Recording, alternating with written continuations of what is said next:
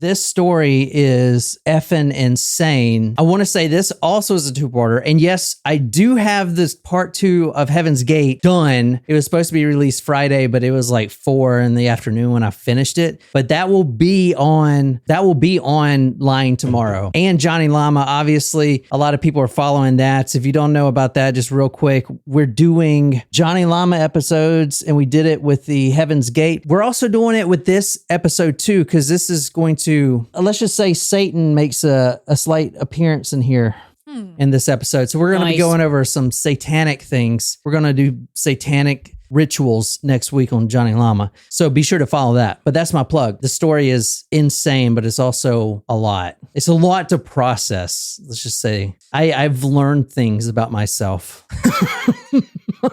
Okay. I don't really know what that introspection is going to. Can I just circle back to about 30 seconds ago, like you press like the rewind button to where you said you're going to be doing satanic rituals? I'm going to just assume that's all him. Like, we're just going to watch. I will not be participating in that. Thank you. What's up, Sam? Just want to make that very clear. I do want to say this will be a two-parter. So the next part is something else, and that's going to be the fun part. But that's going to be for our supporters. If you want to stay on with us after this episode to hear that one, patreon.com/talkmurder and become a Supremo. And our current promotions, we got do we still got Egg Geek comic books? We are almost out. So I just sent out some folders over to, I think it was Taylor, Rachel, Lacey, all of our newest Supremos from last month. I think there's only like 2 left of those serial killer books. Ed Gein comic book we'll send you, and we only got a few left, plus a really old press photo of true crime. And there's only one in the world of these specific photos, so they're like real and real old. And so one of the awesome ideas that we had, I was actually talking to somebody yesterday at work about, anxiety and like benefits that may be available and, other just going beyond prescriptions. And I was letting them know about Jupiter CBD. I actually started taking it every night, like a full droplet every night, because I do have a hard time turning my brain off. And it doesn't make me sleepy, but it does help calm me down for sure. Yeah. What, like your job is hard or something? Just sometimes it gets a little stressful, Nah. A little stressful. I'm sure we can all relate to that. So anyway, I referred this person to some Jupiter.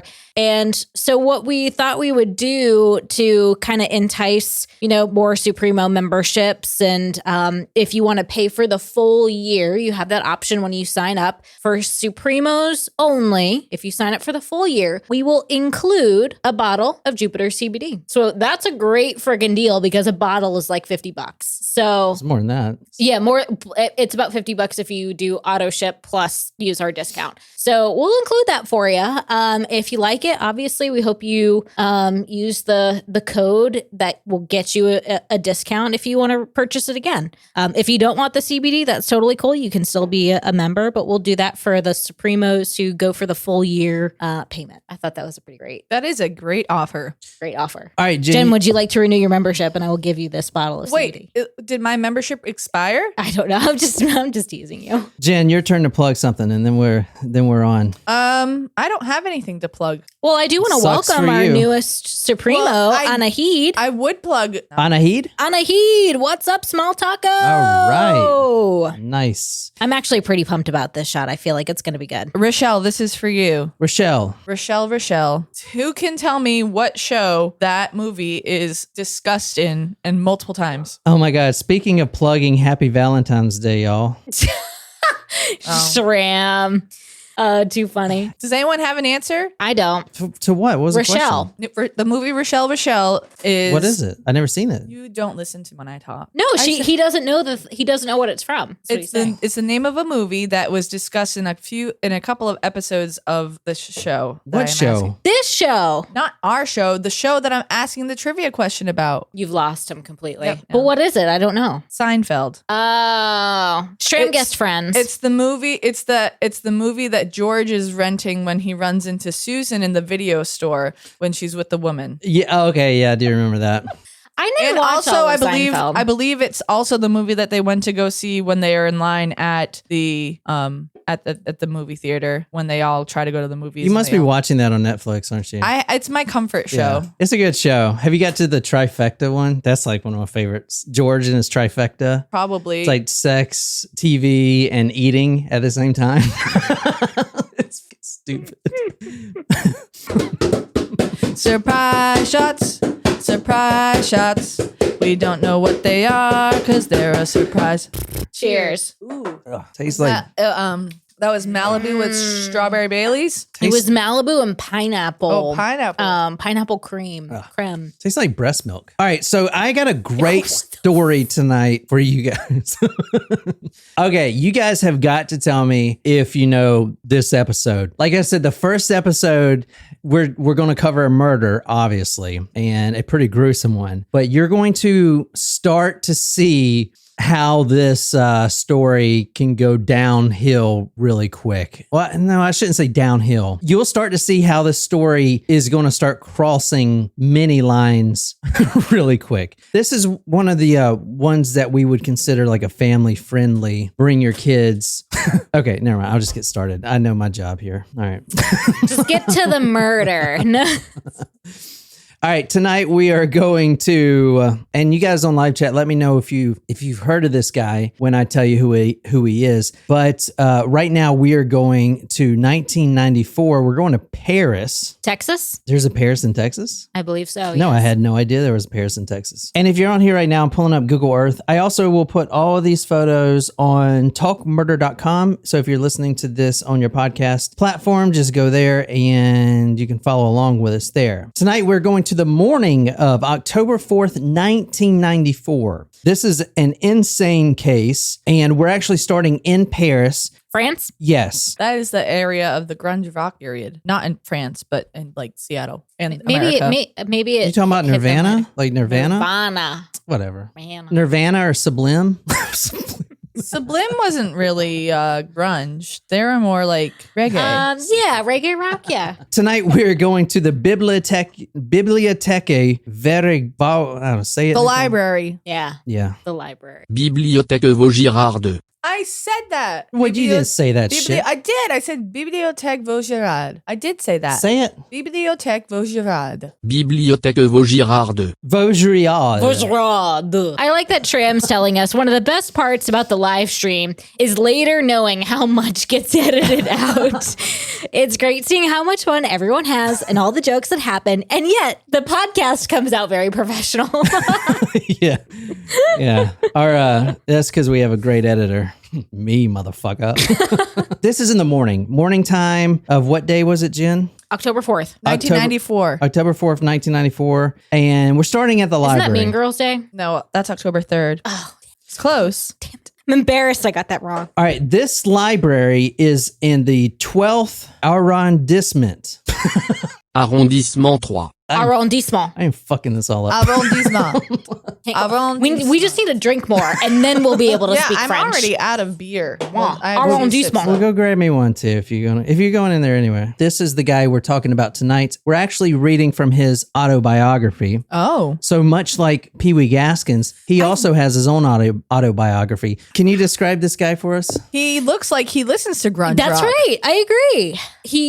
Long, like very dark hair, like Denim almost black. It's like he has a jean outfit. Yes. Oh, yes. Jim, there you are right there. And he's got quite the scowl. Like, is he wearing eye makeup? He's got what? He just Eye has makeup? really nice eyebrows. No, like you don't think he's Oh, wearing maybe like eyeliner? Guy liner? Yeah. I don't know. And like the way his fingers are looped into his belt loops, like he thinks he is tough, man. As tough as a Parisian man can be. He looks like maybe he's a male model. Square jaw. Yeah, maybe. All right. Has anyone heard of that guy? Anyone seen that guy? Speaking of Okay. modeling, let me tell you guys next episode what happened this past week.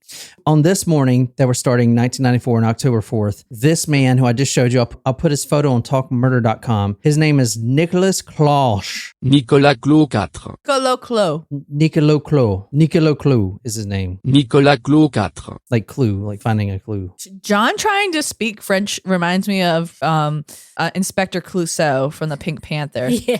I want the Don Burger. This young man is at the library and he's there for a specific reason. Now, this is before the internet, and I'm guessing France wasn't on the same time scale as in the Americans for their internet. But at the time, and I know this is before our internet too, but they had an internet called the Minitel. Has anybody heard of that? Minitel. Mm-mm.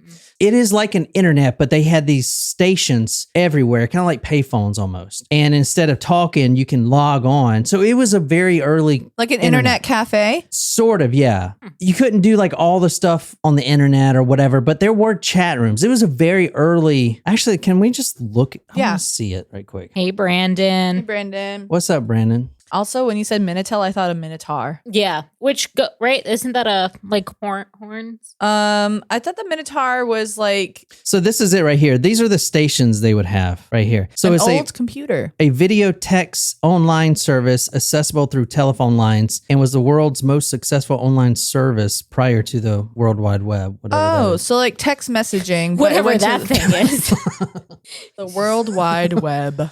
That whole internet thing is just a phase. Okay, so anyway, that man is there for a very specific reason. He is there in the S&M chat rooms. Do you know what S&M is? Mm-hmm. Nah, come on. I feel like you want us to say what we think it is, and then you're going to tell us that it's like a company's initials or something. Sadomasochism. Oh, it is actually what we thought it was. Damn it. Yeah, Oh. which we are going to be talking about tonight in some fashion. Remember that time that we did the episode and it was the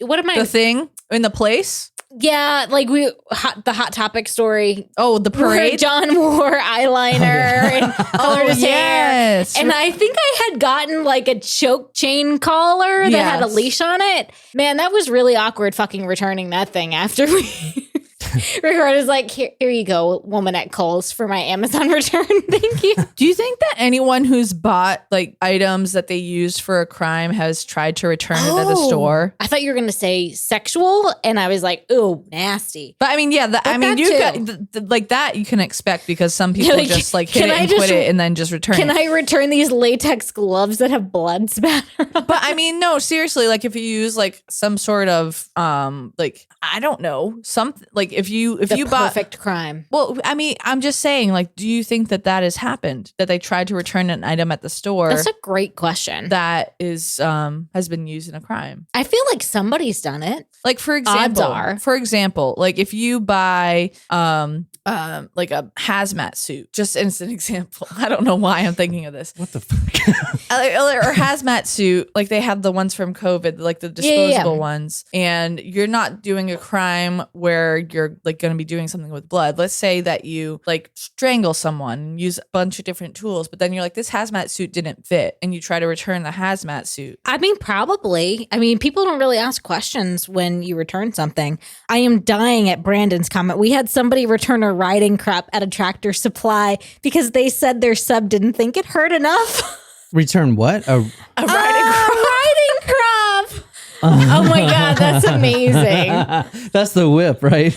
Oh, yeah. Like Holy shit. oh my gosh. That's perfect for this story too. There was one time when one of my friends and I, we went, he wanted to go and get some smoking supplies. And so he went to the store amazing.net, which I did not know was like a porn shop, like a sex shop. I had no idea. I thought it was like a computer. It's called .net. Yeah, amazing.net. Look it up. Look it up. Amazing.net. I don't know if I want you to go there. YouTube just already a hates me anyway. Fuck It's it. fine. And so, like, I always thought that it was like a computer shop. And so I was like, why are we going in here? And then I realized that it was not a computer shop. And it was like the most awkward experience of my life because, like, you know, even me now, I'm naive, but like, this is me at Jim, least 7 years. what's your email address right quick? Let me go. 20% off. 20% off, Jen. Oh, there's a rabbit. Brandon said, I came in the next day to process returns and read the note. Gloves immediately. Oh, man. Oh, look, it's the shocker. No, thank you. Oh, this one's on sale. Can I say something real quick and we'll get started? But this is related to this story. We are on the next episode, just a little teaser. God. We are literally going to be talking about the bun dildo. It is a just save it for next episode. It is God. Oh no. Oh no. a dildo for Ted Bundy fans. Each bun dildo. That's not what his penis looked like. I think that's a bone. Like Bun right? dildo. 10.5 inches long. Who has a penis that fucking big? 130 bucks. Do. It's actually a good Well, deal. remember that one story where Oh, look, he was it comes with putting his face here. I guess it might be his penis. I don't know. No. So Nico, he goes to the library and he gets on this Minitel machine and he logs onto an S&M network. Now, with these Minitels, I was looking up, you use a pseudonym. You don't use your real name. Okay. So it's like a chat room. You don't put your real name in the chat room. Right. You got your screen name. In this specific S&M forum, they were mostly men, straight and gay men, and some men were actually looking for professional doms, professional dominatrixes, which I guess you can get a degree in that shit. I was like, could I be a dominatrix? You could go to school. For that. I don't see that for you. Well, what's a professional? Anyway, I didn't know. Wait, right, no, no, this is a serious question, and it's not off track. I promise. Can a male be a dominatrix, or is there a different name? all right. Anyway, I don't know. I think it's still the same. so he logged into this forum. There were guys, gay and straight guys looking for doms. There were also guys just wanting to hook up. And he clicked on an ad that said, quote, young guy looking for dom IRL, which means in real life, in Paris with the Roman numeral 12. So the 12th and Adirondack or Andreesment, whatever the fuck that. Arrondissement 3. Why don't they just use cities? The 12th city. That's easy. Instead Yeah. of like making all shit hard. Like we understand, like you're smarter than Americans, whatever. Anyway, he clicks on this ad, a young guy looking for dom in real life in Paris, 12th district. And this man who posted this ad is a tall blonde man. Nico gets his phone number, goes to the payphone, calls him, and they agree to meet at this man's apartment. But first, Nico actually goes to his own apartment and grabs a few things. The first thing he grabs is a pair of leather gloves. He also puts a pair of latex gloves. Also, he puts on one of his favorite shirts, which is a Cannibal Corpse t-shirt. Do you know what Cannibal Corpse is? I'm assuming that's not a band, or should I assume it is a band? It's Yeah, a band? yeah, it's a band. Yeah. Cannibal Corpse. Okay. All Yeah. right. And we're going to talk about black metal and death metal because I don't know if anyone's noticed out there. It's going to be sidetracked really quick, but a lot of death metal and black metal bands have true crime names. So there is, for instance, there's a Bloody Benders, there's a Black Dahlia Massacre, and I mean, there's plenty of other ones, but a lot of them pull their culture from serial killers and true crime. Interesting. Yeah, and a lot of the underground music, the death metal and black metal, actually for their covers use autopsy photos and stuff. And I will say one thing, I don't listen to it at all because it's like, bleh. But they have some great cover albums. I feel like you do listen to it, though. No. He plays it on Rocksmith a lot. Yeah. Yeah. Anyway, he puts on this Cannibal Corpse t-shirt. Let me show you, Nicole, what it is because she is out of her element right now. All right. There's actually one in our Amazon cart. Oh God. I'm scared of fucking shit. No. All right, so this is what the shirt would have looked like right here. Cannibal Corpse. Oh, look at the store. Hot Topic. There. Are we going to the Oh my parade? god! I just clicked on the first link that came. Of course, it was Hot Topic. All right. So he puts on, have you guys heard of this story? If anyone's heard of it? Oh my God. Every other podcast blows dick if no one's covered this story. I'm telling you, whatever, man. Anyway, he puts on this Cannibal Corpse shirt, this black shirt, and then over that, he puts on a Carhartt jacket, which is kind of like a leather, just whatever jacket. He's got his leather gloves, and he also puts his 22 caliber revolver and tucks it in his waistband, and he gets on the subway. What she's reading now is from the killer who he's an actual killer, convicted and everything. He wrote a biography, and I did put that in the link below, but it's called The Gospel of Blood. And I'm not going to tell you the further title because it'd give away too much, but Could you imagine hearing that at Mass growing up, a reading from the Gospel of Blood? Wait, what? well, so a lot Well, of these Satanists have black masses and stuff. In Oh, yeah. fact, I really do like one band that is not death metal. They're more pop, if anything, but they're called Ghost. And let me show you this. I love their music, but the guys, they dress up as, hold on. Like this is what they dress up as right here. You see them, on stage, like in a priest little. Oh, No, thank you. no. But it's actually like a really good band. Anyway.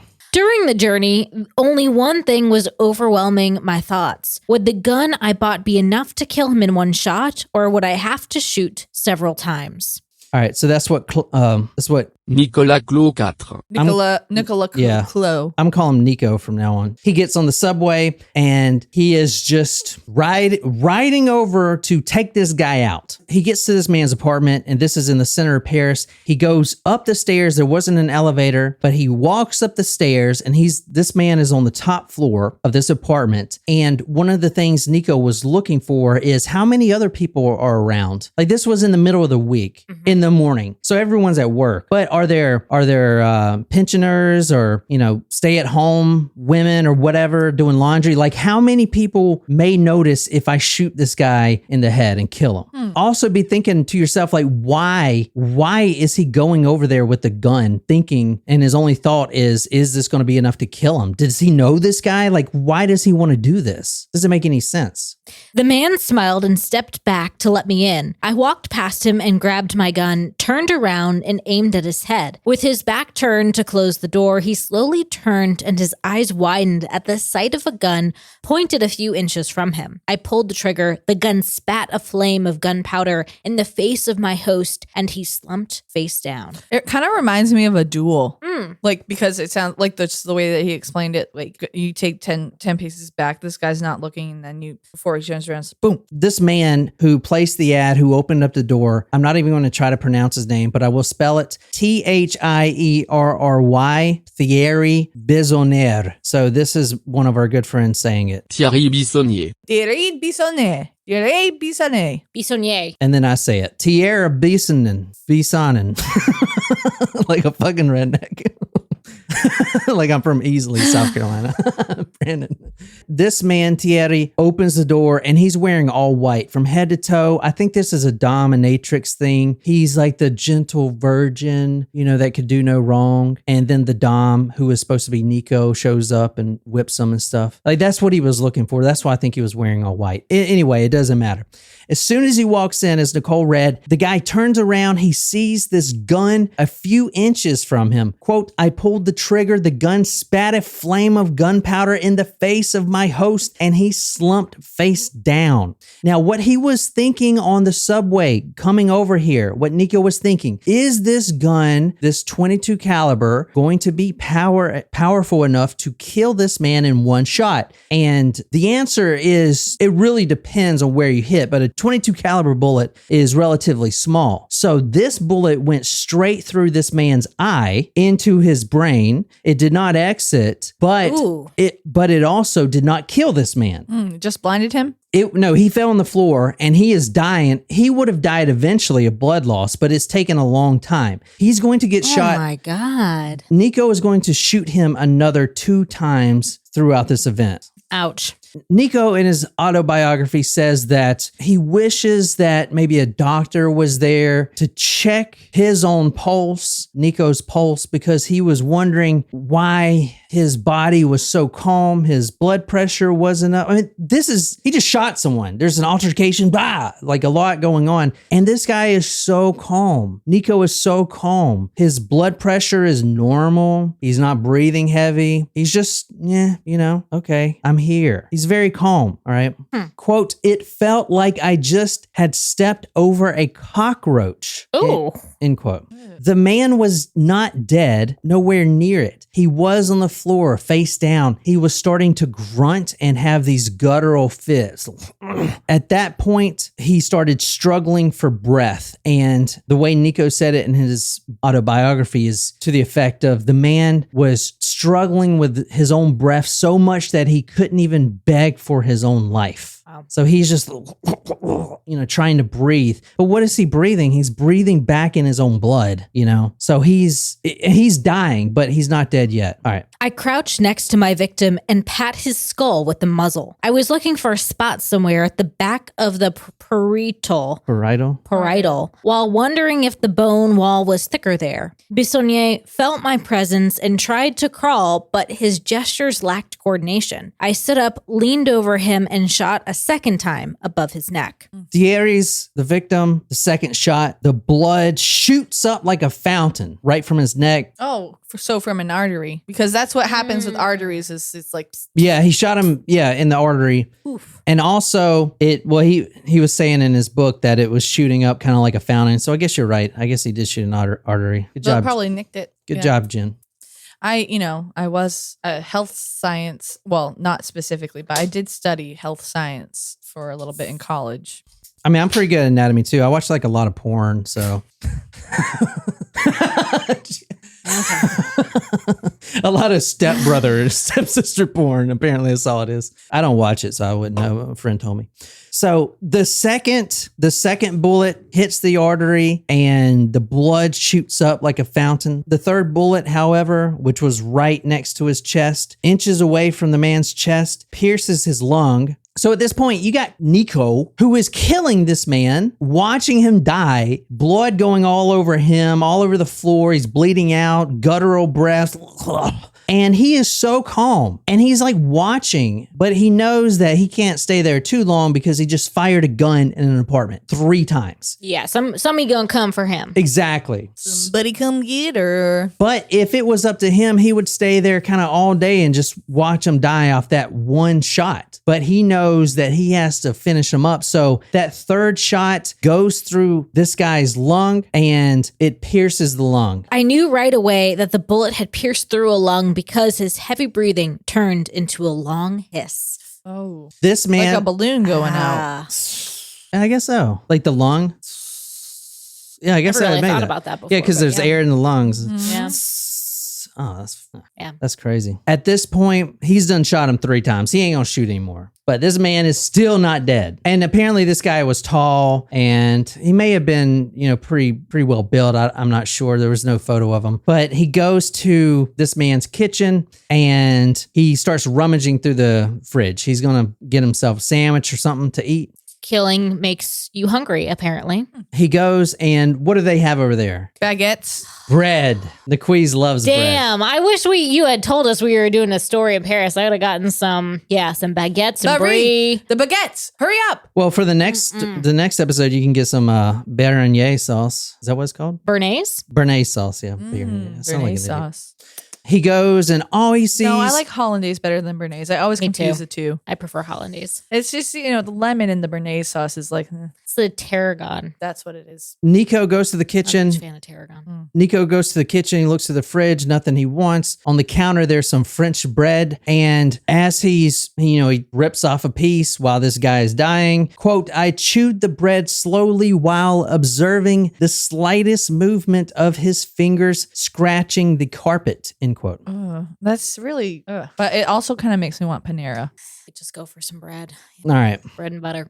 Okay. Nico goes back to this man who is now he's scratching the carpet trying to get away, but it's just like, might as well just stop now. He ain't going nowhere. And he's still just slowly dying. He hasn't had that death rattle yet, so he's still alive. Nico crouches down beside this man. He takes his bread and he notices all the blood spread around this guy's body that he just shot 3 times. And he takes this half-eaten French bread and he starts to soak it. No. Oh, now you don't want bread. No, I definitely don't want bread now. I do not want bread. I never thought that I would say, you ruined bread for us. How dare you? How dare you, sir? You have ruined bread for us. I didn't even say anything. You know what you were doing. Oh. How dare you? Oh my God, he's using the blood as gravy. No. To mop it up. No. Man, that is one visual I will not be able to get out of my head. No. Why would you do that to me? Okay, in my notes here, I put, the little so I can remember in brackets. I put, quote, like when Nicole makes beef bourguignon. Oh, no. You take the bread and Mop up the sauce. Nico... She can never make that again now. It's going to have to be a long time. Nico takes this French bread and he sops up this blood. It just filtrates in. The blood just filtrates into the little crevices of the bread and just fills it up, makes it all red. That crimson red, real dark crimson red. Let's just go. Okay, move on. I took my headphones off because I can hear him in the studio, but it's not in my brain. And it doesn't make me as mad, but I can still hear him. And it makes me mad, but I'm not as mad without the headphones on. It might benefit you as well, but you fucking ruined bread. Why would you do that to us? I'm just relaying a story of what this guy is saying. Like, what the fuck? He ruined it. I mean, what the fuck? Go ahead. Okay, go ahead. You think this Whatever. episode is bad? Go ahead. Just keep it going. He mopped the blood with his bread. I think specifically baguettes are ruined for me because that's what I was craving when he was like, they have bread in France. I was like, yes, that sounds amazing right now. I could totally eat a loaf of bread. Like, You know what? you get a good fresh baguette and you Yeah. just break it off and eat it. And now all I'm going to think about is this. What did y'all think I was talking about here? I just thought he we was going to get a didn't know. snack. That's all. Yeah. A harmless No, snack. A piece of brie and a cracker. I don't literally, know. it's not my fault. I literally showed you the book. The book we're reading is The Gospel of Blood, The Crimes and Trial of the Vampire of Paris in his own words. I showed you that. No, you did No. not, sir. You did not. Man. Okay.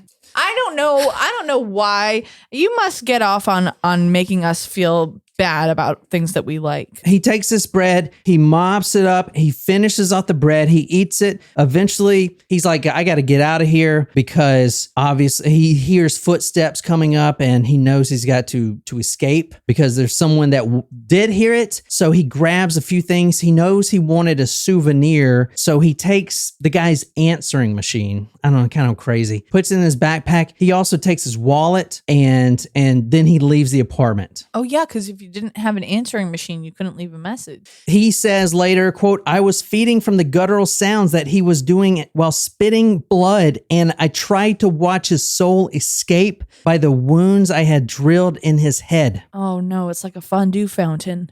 Now, he takes this guy's wallet, and inside there was a blank check, which he uses the blank check. He goes to the Bazaar de El Hotel de Ville in Paris because he wants to buy a video camera.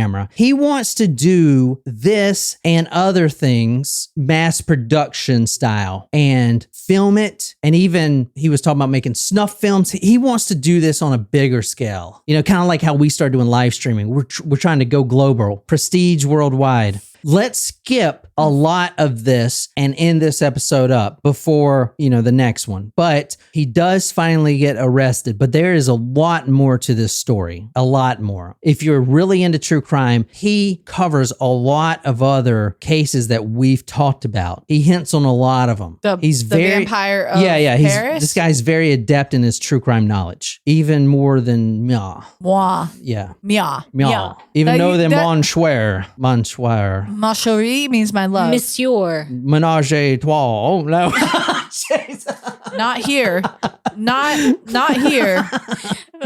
Okay. Also, if you are thinking of Lady Marmalade, think twice before you go and say, voulez-vous coucher avec moi ce soir? On the next episode, which we're about to do, and if you guys aren't supporters, don't worry, that'll be out next week, and it's freaking crazy. It's nuts. Also, follow the Johnny Llama podcast because we're going to be going over vampirism, Satanism, all kinds of different cults that, are hinted on but aren't really related. We're going to go into them. Grady Hendrix, we're going to do another one of his interview, talk about more about Satan, Satan, my favorite topic, stuff like that during the week. And then Thursday or maybe Wednesday, I'll put out the episode that we're about to do now, the second part to this, but this is 2 parts. But for the next episode, we will be covering some of the following. Okay, all of these we're going to be covering, but I didn't put everything. We're going to be talking about Satan worshiping, cannibalism with béarnaise sauce, vampirism, S&M, necrophilia, corpse mutilation, grave robbing, masturbation, and death worship. We're also going to bring up several links to other true crime stories, including Dahmer, Gacy, and one of his favorites, Richard Chase. the vampire Sacramento. That was Wolfie was just saying that was her favorite story. Right after he got arrested, he would say this. So this will tell you how adept he is into true crime. Before I landed in this small cell, I was made to climb the famous stairs of the 36 Quai des Orfèvres like others before me. Dr. Petto, Dr. Petio, Marcos Petio, the Nazi guy. Yeah. Dr. Petio, the great liquidator, Jacques Mazarin, Isaiah Sagawa. Isaiah Sagawa, the cannibalism. Who just died, right? Yeah, he just died. Also, what they found in Nico's apartment when they did execute a search warrant was, let's just say that the French law enforcement and the judicial system didn't really want to touch it because it would really shock their nation. But I will read this quote from what the police said. Quote, "The police didn't understand me and they never would. When I had told them my initial story, they were satisfied with a motive that they could incorporate into a clear criminal profile. But then, faced with the outward signs of pathological vampirism, my extreme sexual sadism, and my obsession with physical death, they just did not know what to think anymore." End quote. So that's a lot of topics to cover. By the way, the next episode is going to be pretty filled. So if you look at in the description, I even put a quote. If you love true crime, you need this book. It's raw and it's real. The guy raw because he doesn't cook his victims. Well, yeah, we'll get to that. But for instance, he says, quote, "Personally, I wouldn't start to eat human flesh again, but that's not to say I'm a vegetarian." So that it has a little funny stuff into it too. But this is a true story, this guy. And it goes through his life. We're talking about his life as a morgue assistant because he really wanted to get into that field. We're going to go over a lot of stuff in the next episode, but I hope that was a good primer. Yes. Thank you for ruining baguettes with sauce for me. All right. So I hope you guys like that. What do you think? Oh, man. Thank you so much for being here. This Talk Murder to Me podcast. You can find us on any podcasting app, so please subscribe and check out our sister podcast, Among the Dirt and Trees. Brienne, she does crimes out in nature. I'm not excited, but I'm curious. Are you a little queasy? A little bit, yeah. You know what would help? Some bread, but guess what? He's ruined it. Bread, as Wolfie said, bread is dead. Bread is dead. I don't know the symbol for bread, but this is the sign for dead. That's about how I feel. We'll also be talking about the bun dildo some more. Wait, really? Yeah. Oh, God. All right. So that's it for this. And we'll see you Supremos here in a little bit. But hope you guys enjoy that. And until next time, good night, you lovely, lovely people.